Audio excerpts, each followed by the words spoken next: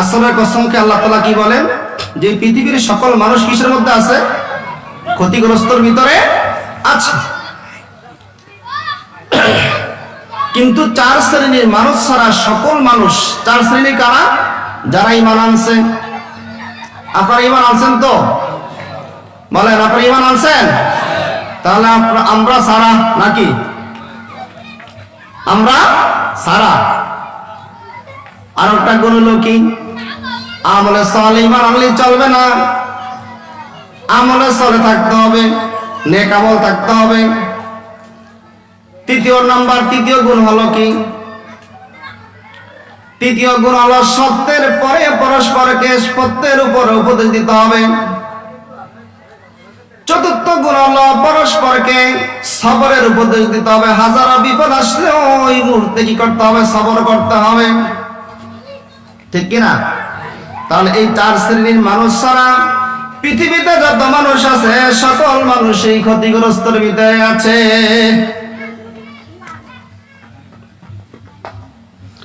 আল্লাহ রাব্বুল আলামিন সূরা আসরের এই সময়ের কসম নিয়া মুফাসসিরে কেরাম যখন আলোচনা সমালোচনা করতেছেন, কিন্তু বুঝে আসে না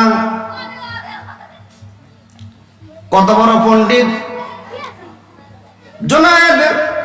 জুনায়েদ বাগদাদি রাহমাতুল্লাহ আলাইহি,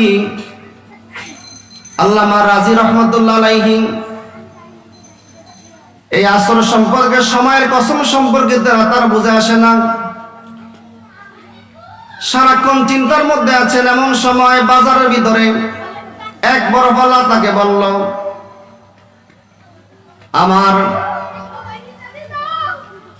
আমাকে রক্ষা করো, আমাকে বাঁচাও, আমার পুঁজি গলে যাচ্ছে, আমার পুঁজি চলে যাচ্ছে, আমাকে বাঁচাও।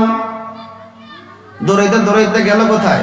বাজারে গেল। বাজারে যা দেখলো এক বরফ বিক্রেতা, সে বরফ বিক্রি করতেছে আর বলতেছে যে আমাকে রক্ষা করো, আমাকে বাঁচাও, আমার বরফগুলা সব গলে যাইতেছে, সুতরাং আমার বরফগুলা তোমরা কিনে নিয়ে আমাকে সেই পুঁজি, আমার পুঁজি সবগুলা জ্বলে যাইতেছে, আমাকে বাঁচাও।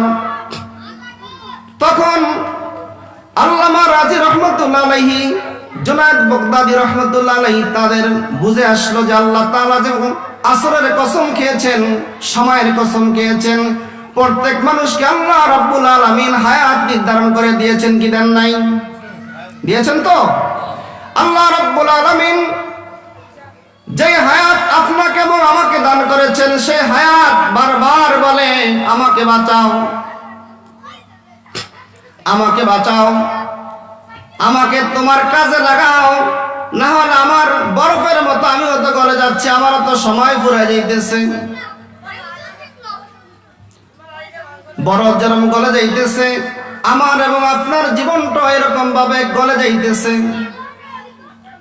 এই দুনিয়ার গণনা মতে কিয়ামতের ময়দানটা হবে 50,000 বছর